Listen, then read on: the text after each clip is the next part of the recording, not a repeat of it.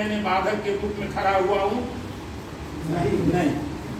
मैं सबके लिए समान रूप से काम करता हूँ और करता रहूंगा जब तक आप लोग अब चले आइए। बैजनाथ बाबू ने कुछ बिंदु मुझे जो याद है उसको मैं बोलते जाता हूँ। बाद में जो बिंदु आप लिखे हैं हमको आप इंगित कर दीजिएगा।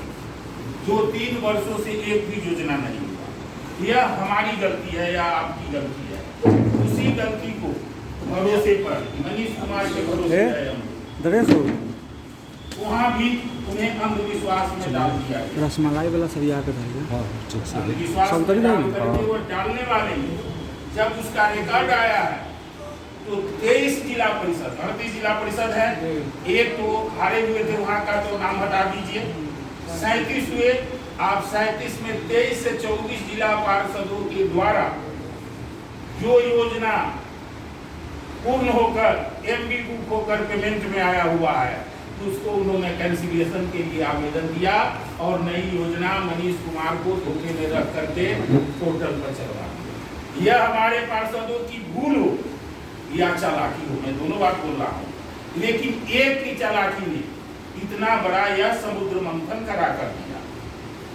जो कह करके जाते थे जस के तस, मनीष कुमार चढ़ाए जस के तस, हरेंद्र सिंह चढ़ाए जस के तस।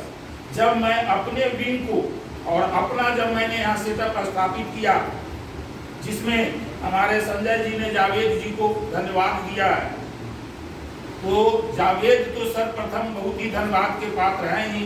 संजय जी, राजीव जी, विजय जी, ये लोग भी धन्यवाद के पात्र हैं कि उनके अनुबंध करके और लगभग 14वां दिन उसका समाधान किया गया है।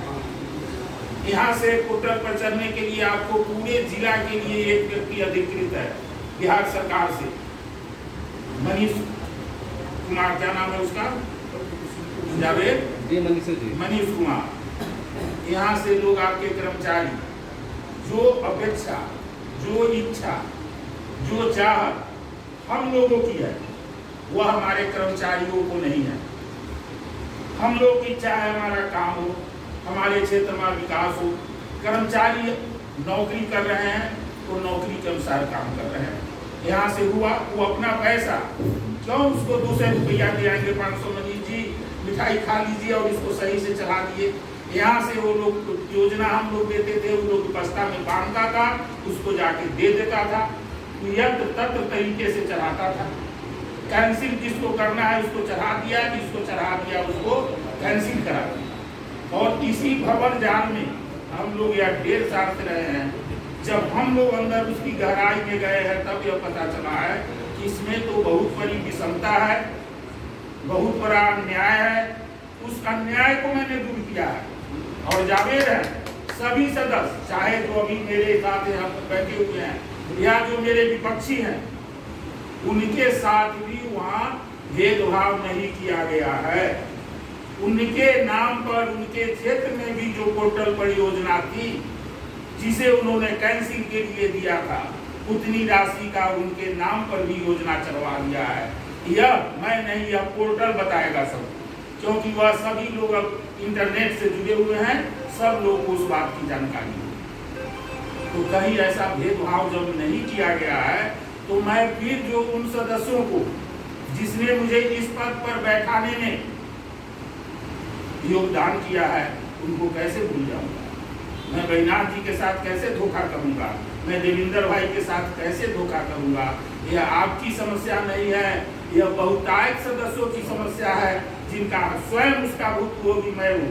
यह पोर्टल पर है, पता कीजिए क्या क्षेत्र संख्या 10 में 22-23 में किसी प्रकार की एक भी योजना की प्रशासनिक स्वीकृति मिली है?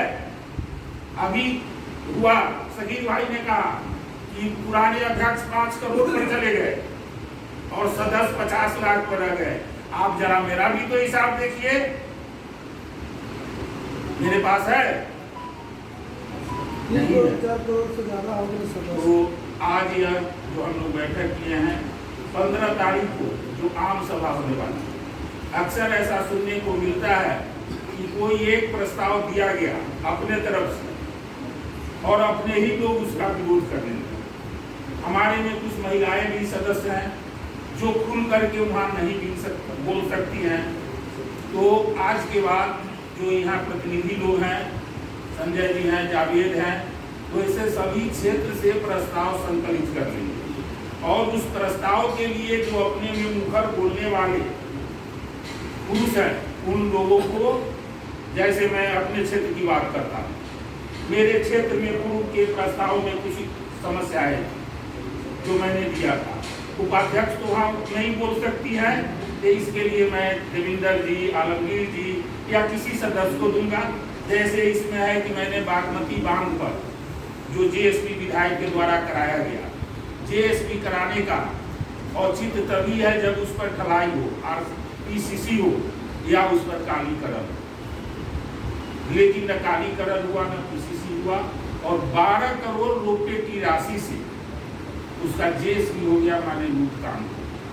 तो मैंने उस पर पिछले प्रस्ताव में भी दिया था, उस पर कोई प्रगति नहीं हुई उसका भी। माने इसी तरह जिन क्षेत्रों में आपके उस प्रोसीडिंग में आपके क्षेत्र का कोई प्रस्ताव आपने दिया था, उस पर कोई कार्य नहीं हुआ, तो वह पुनः सभ्य तरीके से जोरदार ढंग से पदाधिकारियों के समक्ष उठाना है।